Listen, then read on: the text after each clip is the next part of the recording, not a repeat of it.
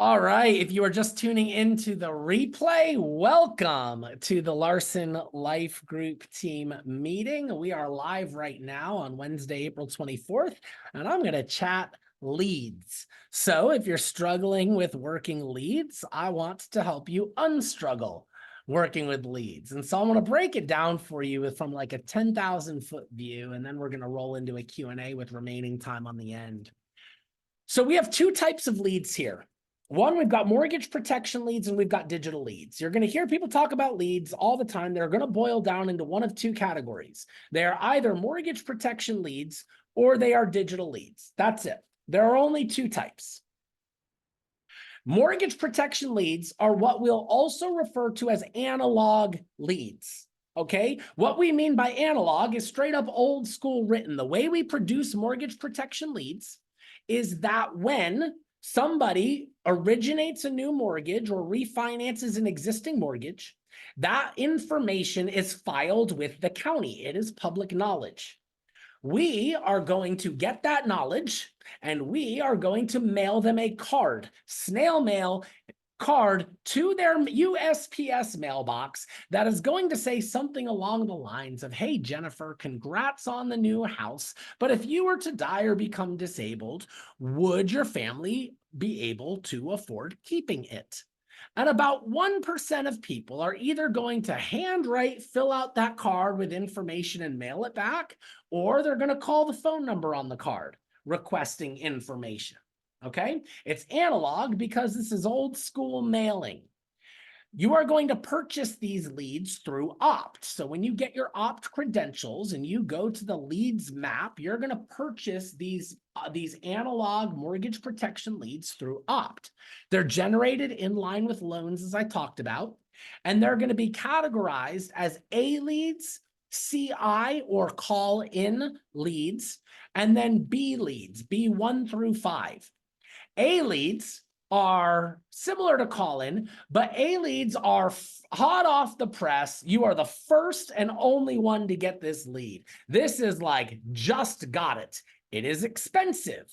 It is yours, and it is exclusively yours for 5 weeks. That is the same as the call-ins. The only difference between A's and call-ins is the call-ins called in the number on the card, and the A's sometimes called in, typically hand wrote it.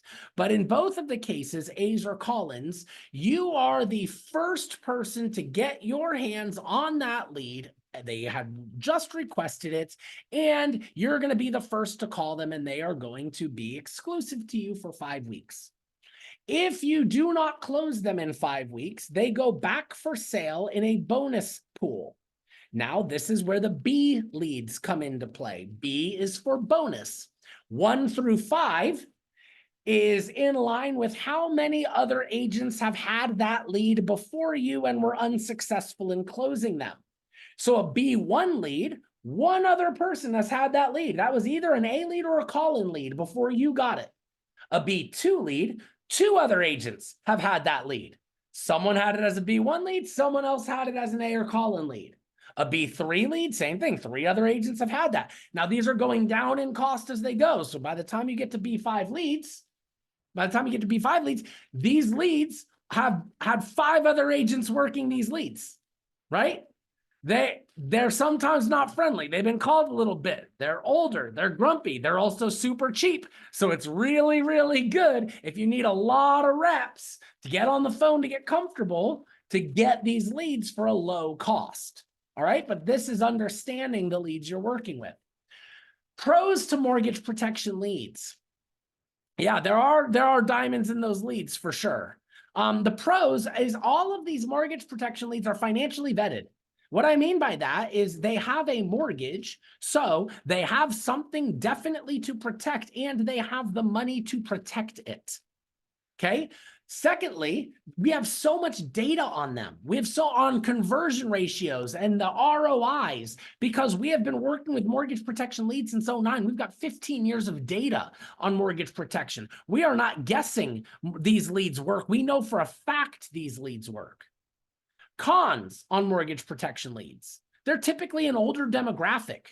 Your Gen Zs and millennials, they are not responding to snail mail cards in the mail. They're just not doing that. There are limited quantities, especially right now with interest rates high and inventory low. People are not refinancing and not really getting new homes unless they need to. So the quantities can be limited. There's a slow speed to lead. Even in the case of an A lead, you could be a couple weeks before from the time they fill out that card to the time it gets in your hands. And then the last con is just dial sessions. You're going to get a block of leads and you're going to engage in a dial session. This is you proactively going to them. Now they requested it, but you're the one hunting them down. All right. Switching over to digital leads. These are going to be produced via life insurance ads online, social media, Google SEO, podcasts, YouTube, all the things. You're going to hear them referred to as Lighthouse, Razor Ridge, Economy A leads, Level Up leads. These are all different companies that are essentially producing leads in the exact same way. I do not really notice a market difference from one to the next. If someone happens to love Lighthouse and someone else happens to love Razor Ridge, cool. Someone else might love Level Up. These are all essentially going to be the same types of things. So you're going to hear Lighthouse, Razor Ridge. You're talking digital leads produced online from ads. Okay, that's what you're talking here. Pros to the digital leads, speed to lead. You're getting sometimes in touch with these people like within seconds of their request, like they just requested it. There's a wide demographic. Everyone is on their phones. And you're not really necessarily out of the gate engaging in long dial sessions because these leads are dropping. And as they drop, you're engaging. So you might get 2 or 3 today and 2 or 3 tomorrow and 2 or 3 the next day. And so it's not like just 3 hours in block dialing. You're like engaging as they're coming in. Cons to the digital leads is they're not financially vetted, right? It's not like they have a mortgage and they have to go through that financial vetting to get a mortgage. So they might not be able to afford some stuff. There's limited data on these. We have a couple of years worth of data, but not nearly the data that we have for mortgage protection. And sometimes you get people with passing interest. They just kind of casually clicked on an ad. So there's no perfect lead, and I want to dive into how to work those. And so I'm going to dive into that by explaining what are leads. My favorite way into looking at leads is the same way a detective looks at leads, like a clue. So imagine your favorite like crime scene show. You got the crime, you got the scene, you're sitting there, you pick up this thing, and this is a clue. It's a what? It's a lead. Now, is that lead necessarily going to solve the crime for you? You don't know. But it's your job as the detective to go kind of knock on that door and figure it out. That's the context of the word lead I love using in this situation. Because I don't believe these leads owe me anything. They just expressed their curiosity. That's all they did. Yes, I paid money to get that, but that's the same thing as me paying advertising and hoping I get people coming in. It's all just leads in the world of business, paying money for advertising to get people to hopefully come into your store, to hopefully buy your product, to hopefully you're putting money out and hoping people come. Right? This is no different. This is advertising for your business. I'm putting money out there. People are coming. Just because I put an ad in the paper and people came, does that mean they're going to buy something? No, it does not necessarily mean they're going to buy something in any business. It's a lead. Getting a lead, you're getting a clue. It's up to you to go process that lead, to see it through, to explore the level of interest. Right? These are clues.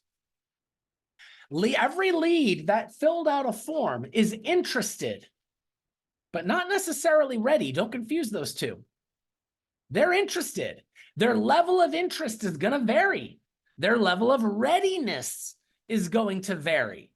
So don't think just because they filled out this form, they're like hot and bothered and they've got to buy life insurance now. No, they're curious. They're interested. They probably know they need it, but they're not necessarily ready. And here's a great example. I love just playing myself as an everyman and imagining myself in different situations. So let's play this. I'm going to explain a scenario that I have found myself in real life. And I'm going to have you put a 4 in the comments if you feel like you've been in a similar scenario before. Okay. Hear the scenario before you start dropping 4s in the comments. I was in the market for a new grill, like a barbecue grill. And because I thought about it or made mention of it, Instagram started throwing me some ads about it. Well, I started scrolling some ads and I clicked on one. And I really grew to kind of like this brand, and I'm going through it and I'm like, oh, this looks cool. This looks cool. This looks cool. All right, I'm going to fill out their info card, right? I'm going to fill out their info card because I am in the market for one. Am I going to buy one now, today? No, I'm going to buy one. It could be this year. Maybe it's 18 months. I don't really know. I know I'm getting one and I do like this brand. I'm gonna fill this and let's just see, right? And so sure enough, I fill it out and what happens? I get a call from a guy who's like, hey, got this information, man, I would love to just hear what it is you're looking for, you know, be able to figure that out, price that out, get all the options. So we have this whole conversation about what we're looking for. It's like, hey, I'm gonna go work with our catalog and check a couple things. If I call you back tomorrow around like 2, is that gonna work for you so we can wrap up this conversation? Yeah, of course it is. Call me back at 2. That's great. Am I answering that call at 2 tomorrow? You want to know what it depends on? It depends on what I happen to be doing at 1:58 p.m. and if I would rather keep doing that thing than do the phone call that's coming in. So inevitably at 1:58, I happen to be doing something awesome. He calls. I see it's him. I know what he's calling about. Do I really want to have that conversation right now? No, because what I'm doing is way cooler than that conversation. So I'm ghosting that. You know what he's doing? He going back to his sales manager and whining about these leads and how these leads don't work and they're ghosting appointments and this is so hard and nobody shows up. Dude, I'm in the market and I actually want to buy your thing. I'm gonna make you work for it a little bit though. I'm gonna make you work for it. I'm not a sale, I'm a lead. I'm just a clue. You got to investigate me. You got to work me a little bit. You got to press into. We've all been there. I want to see these 4s, but I also want to put a 5 in the comments if you've been the 4, but then you're on the other end and you whine about it. Come on, where's the honesty? You can ghost the appointment, but you don't like getting ghosted on the appointment. Where are my honest people in the room? Oh my goodness, are we getting honest now? Yeah, see? It's not that they don't want it. They're interested. They're not ready. There's a process. We got to play this thing out a little bit, right? We got to play this out. We got to drip on them. We got to work this. All right, here's my rule of 9s. I learned this one the hard way. Some leads they're going to be ready in 9 minutes. They're going to come in. You're going to get them on the phone. You're going to close that thing. Boom, 9 minutes done. That is the one call close. It is the unicorn of our business and it rarely happens. So don't get your heart set on it. Other leads, you're going to close in 9 hours. They're going to come in earlier in the day. You're going to bounce some texts back and forth. You're going to set an appointment later. You're going to get them on the phone. It's going to work out for you. Perfect. Other leads, you're not going to close for 9 days. You're going to call them several times, 4 or 5 days in a row. They're not going to answer. They're going to seem uninterested. And then randomly, for some reason on the 8th day, who knows why, they were bored and they answered. And you're going to get their information. You're going to run quotes. And on the 9th day, you're going to sell them. Some, not for 9 weeks. You're going to call them and call them and call them and call them and be like, when is enough? Do I just delete this lead? When do I get rid of this lead? I'm like, I don't know. They weren't a 9-minute, hour a day lead, but maybe they're a 9-week lead. I got 9-month leads. Put a 6 in the comments if you've been here long enough that you closed a lead that was 8 months or more older by the time you closed it. Michelle and Gina Hooten and Gina Pearson, both. Corinne Kelly. I'll add my 6. right? You want to tell me that, you want to say, oh, the lead didn't work. Hillary Britton, she's a 6. You want to tell me the lead didn't work because why? You didn't close it in 9 minutes, hours, or even 9 days. I'm like, maybe that's a 9-month lead. Gina Hooten, I closed a B1 on Monday that I got in January of 23. That sucker was like a 16-month lead. This is what I mean. Interested, not ready. You've got to be able to play this game. Interested, not ready. Corinne Kelly, she closed one from October last week. That one's like a 6-month lead. More than that, maybe 9 months, right? Start to see it that way. Start to play the game. Start to get curious. Start to have some fun with it. I look at it like I look at working leads like running the bases. First base is just that proactive outgoing dialing. Second base is setting that appointment. Third base is them actually showing up to the appointment. Home plate is you selling that policy. So I want to walk through some of this. Going from home to first. This is picking up the phone, proactively dialing. You're going to need, and I want you to hear this because there's a lot of y'all not doing this, new leads weekly. New leads weekly, every week. Not buying 20 leads once and dialing those same 20 leads for the next 8 weeks. That is not going to get you where you want to go. New leads weekly. It is the cost of advertising. It is the cost, and especially at first, it is the cost of education. You are a little league. You are running the bases. You need at bats. You need to get in the batting cages. You need lots of swings to get this thing right. Not just a few. You need to see lots of opportunities. You want to get in there and start swinging that. It's the cost of education. You can make surgeon money here. You can make more than surgeon money here. But don't be naive to think that it's not going to cost you something for that education. It's going to cost you something.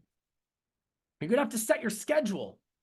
You have to set up Switchboard. Let it do some automations for you. You're going to have to have those at best. Set your schedule. When are you dialing? Set up Switchboard so it's doing work for you. Getting new leads every week so you have new, fresh people to dial. You've got to see these things. Every single one. If you don't have a schedule and you don't know when you're dialing, you're not dialing. Then you're throwing your money away. See, I call it the cost of education. You might go, I was $3,000 in the hole on leads when I was in my learning curve. You might go into debt here. It is the cost of education. I need you to see that because I need you to be prepared. Now, you need to make that education worthwhile, right? Like you pay for your kids' college. You don't want them running off, partying and playing video games. You're paying for their college, so they're going to go to class and they're going to honor the investment you made. So if you're going to make the investment into leads, you got to set your schedule to call them. Making the investment into leads and then not calling them is the same as sending your kid to college and then partying and playing video games. It's not honoring the investment. Right? New leads weekly. It's the cost of your education. You're setting your schedule. You're honoring your investment by showing up, getting those at bats, getting that practice to get through the learning curve. Now, for me, the phone was really heavy when I started. Like I did not like picking it up. I was terrified to interrupt someone's day. That I didn't matter what script I had. That phone felt like it was £1,000,000. And you gotta make, and that's why I say $1,000. You gotta make enough calls until that part becomes easy. And there's no way around that. I tricked myself so much thinking that if only I got the script right, I'd be comfortable on the phone. So I would spend hours revising my script, rewriting it, changing my script. Ooh, I'm gonna get the perfect script and then I'm gonna be comfortable on the phone. I promise it don't work that way. The only way to get comfortable on the phone is to pick up the phone and do it a lot. The only way. So you got to do it a lot. So I did it a lot. And the phone became light. And I remember telling Jamie, I made a ton of dials today. And she's like, great, how many appointments you set? I'm like, oh, none. I didn't set any appointments, but I made a lot of dials. And I'm like, crap, the point was not to make dials. The whole point was to set appointments. And that's second base. Second base is setting the appointment. Now, Melanie was talking about this. She's having trouble keeping them on the phone long enough to set the appointment. Now, what I see now is, and I didn't see this at first, I was so big on my script and the script. You want to know what I've learned? That intro script almost doesn't matter what you say. I can say, hey, this is Jim Larson giving you a call about your mortgage over here at 123 Main Street. And when you got that mortgage, you had filled out a form requesting information on a mortgage protection policy. Do you want to know what they're hearing?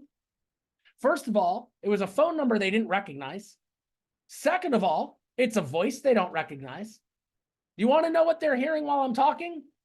Amber's got it in the comments. Blah, blah, blah. I'm a telemarketer, blah, blah, blah. That is all they're hearing. It doesn't matter what I say. I could literally be like, I am a clown. I work at the circus. I shoot out of a cannon. I fall off an elephant's butt. Like, I could say anything. They're not listening to me. Not at all. Nothing I say matters. And so because they're not listening, do you think they have time for a call that they're not listening to? No. Who has time for anything they're not paying attention to? I interrupted him in the middle of the day and said, blah, blah, blah, I'm a telemarketer. So what's he going to do? Usher me off the phone as fast as he can. Hey, no, that wasn't me. I didn't ask for that. No, I'm not interested. No, go get a real job. Absolutely not. No. And that's what you're going to get. And you want to know what New Me did? Oh, I'm so sorry. Okay. Oh, sorry. Didn't want to bother you. Oh, Jamie, I made a lot of calls. How many appointments did you set? Oh, I didn't set any. No one was interested. Oh, I ever called everybody and no one was interested. Really? You want to know what I learned? There's a phrase. Here's what I do. Yeah, go get a real job. I get that one a lot too. Here's what I do. And I'll tell you the context and how I use this. I have learned that the call does not start until I elicit their resistance. That used to be for me where the call ended. The call used to end when they gave me resistance. Now I know the call doesn't start until they give me resistance. When they give me that resistance, now they've told me no. Good. They feel good about it. Now we have a place to start. But what's he telling me no to? He didn't listen to me, so he doesn't know what he's saying no to. He didn't listen. He's saying no to having a conversation that he doesn't think he has the time for because he doesn't want to invest the time to even learn what the conversation's about. So the minute he says no, whatever other words, get a real job, surround the no, the minute I elicit from him that resistance, that's when my call starts. He said no, so he feels good. So I'm going to capitalize on him feeling good. And what I'm going to do is I know I've got about 2.5 seconds to get to the point to make him listen. So he's going to give me that resistance. Blah, blah, blah. I get a real Jeff, look, man, I am so sorry. I did not mean to bother you. Look, here's what I do. I make sure if anything happens to you, your family isn't going to lose the house that they've come to love. Does that sound like a conversation worth having? No matter what he says, hey, I totally get that. Jeff, I totally get that. Look, here's what I do. I make sure that if anything tragically happens to you, your kids are not going to have to give up on their college dreams because they can't afford it. Does that sound like a conversation worth having? All of a sudden, guess what happened? I started setting appointments, guys. It was so good. I called Jamie back. I'm like, Jamie, you're not going to freaking believe this. I'm setting appointments. Boom. And then what do you think she asked me? She's like, good. How many appointments did you run? I'm like, what do you mean run? She's like, how many appointments did you actually have? I'm like, oh, none. They didn't answer when I called them back for the appointment. But I set them, and then I'm like, oh, you idiot. The point is not to set appointments. The point is to like actually sit with people, actually meet with them. Dang it, that's third base. Getting them to actually show up. Guys, I'm not kidding. I had like a 10% show rate when I was new. 10%. That means if I set 10 appointments, I was going to get 1 to the table. I stopped believing that they were going to show up so much. I have ghosted 2 of my own appointments where literally I had evening appointment set, friends surprised us, they came over with wine. I'm like, I could call them, but they're not even going to answer, or I could drink wine because I know they're not even going to answer. So I chose not even to call the appointment I had scheduled because I didn't believe they were going to answer anyway. I got on the phone with Sean McGuire. Sean McGuire was a truck driver. He's been here maybe 6-7 years now. Phenomenal producer. And I said, Sean, I need you to help me understand how to lock this down. And that's the skill set to learn from second to third base, from setting the appointment to locking it down, or to having it, is locking that down. Here's that language. Here's how I do that now. After here's what I do, and I gather their pre-qualifying data, I'm setting the appointment. Okay. Hey, Evan, I've got everything I need here in order to go to work for you and work up some policies. The last thing that you and I have to do is come up with a time to get back on the phone and go over these options. Now, I'm looking at tomorrow. Do you work during the day that you need an evening appointment, or could we meet during work hours in the afternoon at some point? He's going to arbitrarily give me a time. Call it 3 p.m. All right, great. So I'm going to pencil you in for 3 p.m. tomorrow, and I'm going to give you a call then. Now, hey, can you do us a favor real quick? Think about 3 p.m. tomorrow, or even just double check your calendar. Can you think of any reason why, when I call at 3 p.m. tomorrow, that you're not going to be available to answer? And the only reason I ask is my schedule fills up quickly, and I need to reserve these time slots for people, for families I can actually help. So thinking about tomorrow, looking at that calendar, is 3 p.m. actually going to work? I'm gonna let him confirm. Yeah, 3 p.m. should work. It's gonna work.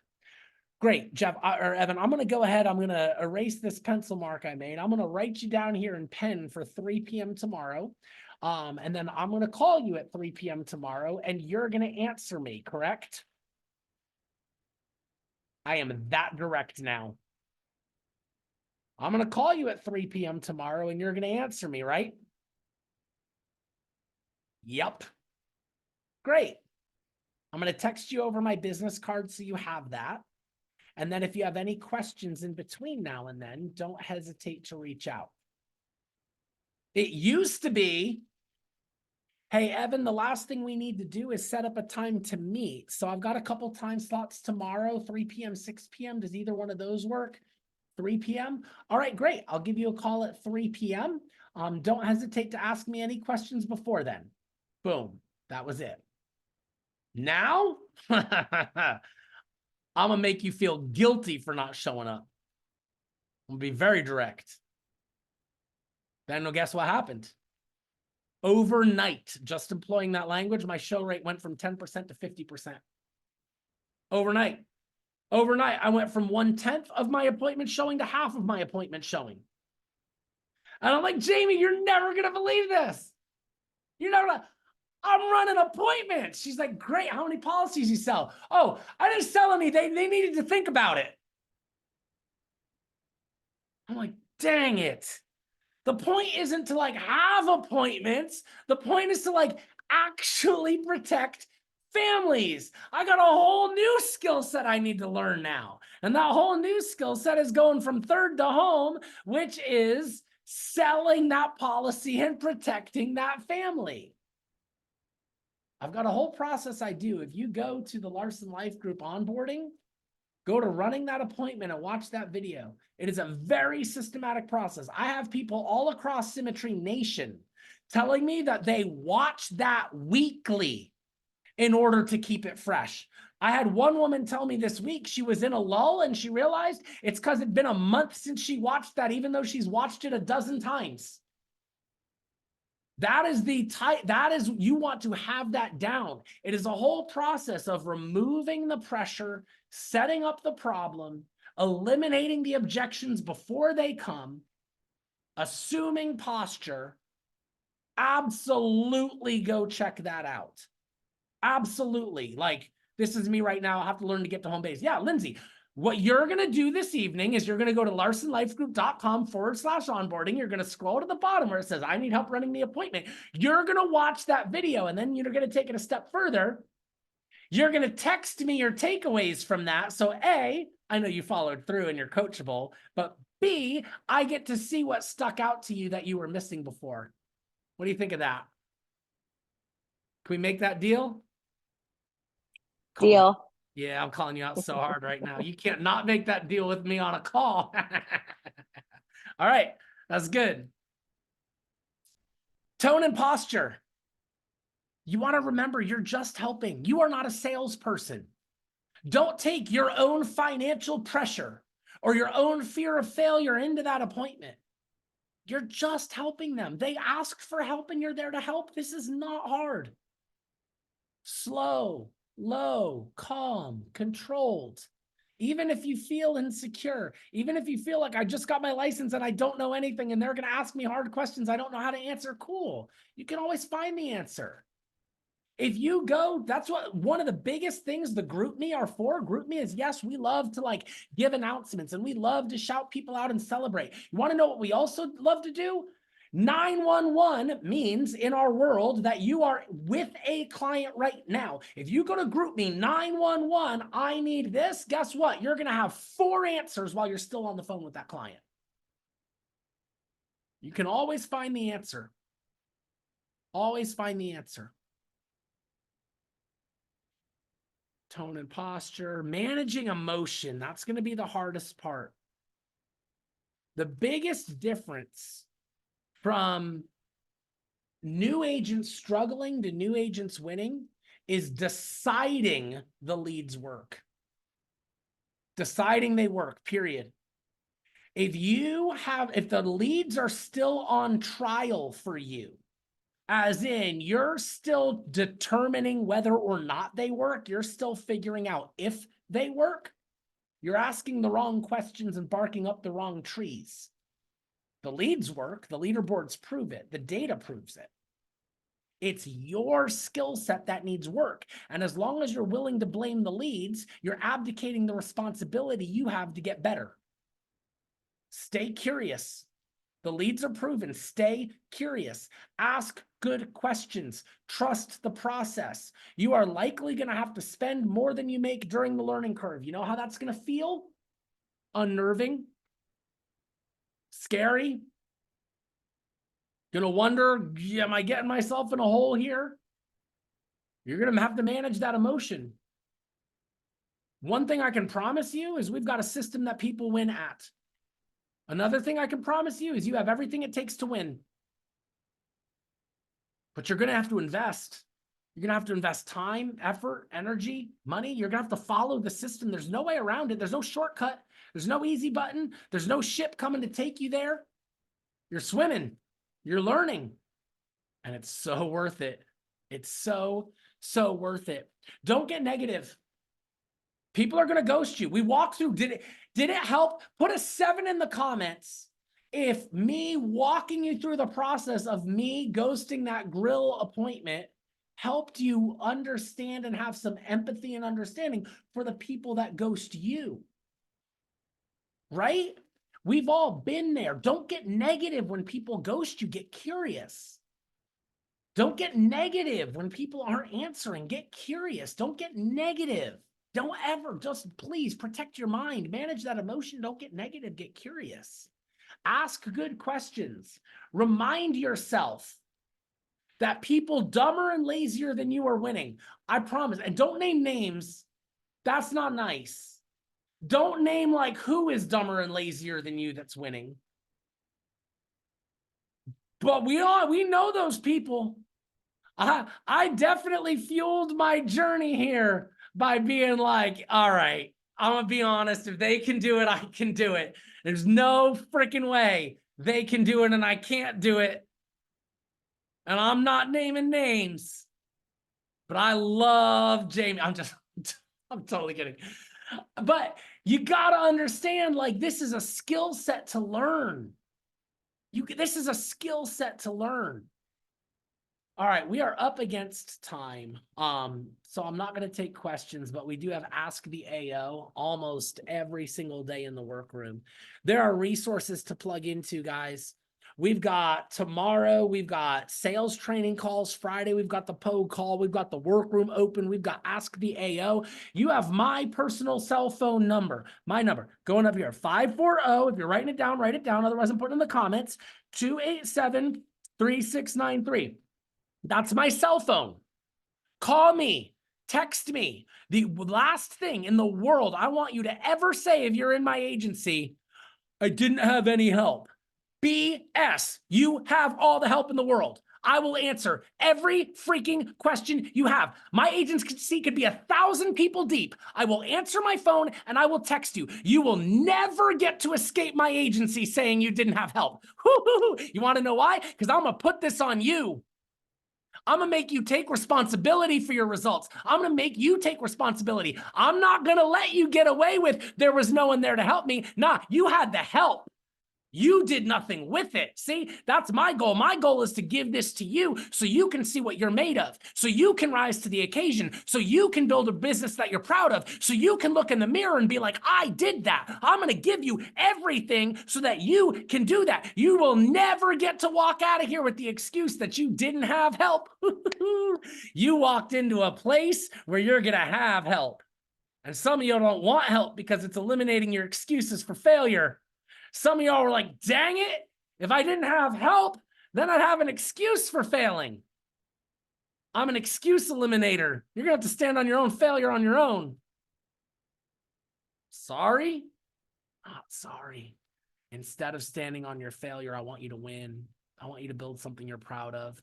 I want you to come here with goals. I want you to hit those goals. I want you to raise the bar on what you even expect from yourself. I want you to follow in the footsteps of Dina Serpico, Angelo Rondinella. I want you to watch and listen to them on their call last week. It's on our YouTube channel. Listen to them. They struggled and they struggled and they struggled and they kept showing up and they kept showing up and it was straight grit. And now Dina's sitting on a freaking 20K month. Angela's behind her on a 15K month. Like they're doing their thing. They just refused to accept excuses and they took responsibility for their winning. I want you to go listen to the replay on the Reineke call from yesterday. I want you to hear Joy. You know, we do so much in like bringing on people who are at the top of the game winning. Joy's right in the struggle with everybody, but I want you to hear how she thinks in the struggle. It's brilliant. It's the reason I know Joy is going to become one of the top people in this company because she thinks like a winner before she's there. I want you to hear how even in the struggle, she thinks because that's what changes things. If you get negative, if you get critical, if you don't manage your emotion, you're not ready to win. Listen to how Joy thinks. It's brilliant. It's inspiring. It inspires me. I love you guys. I appreciate every single one of you. You've got my number. Don't be shy. I don't bite. I don't sugarcoat either, but I don't bite. Let's go build something awesome. I'm excited for what we're doing. I'm proud of each one of you. Thank you for showing up. I will post this on the replay. It's a good reminder. It's a good reminder for what leads are and how to work them. Have a great night, y'all.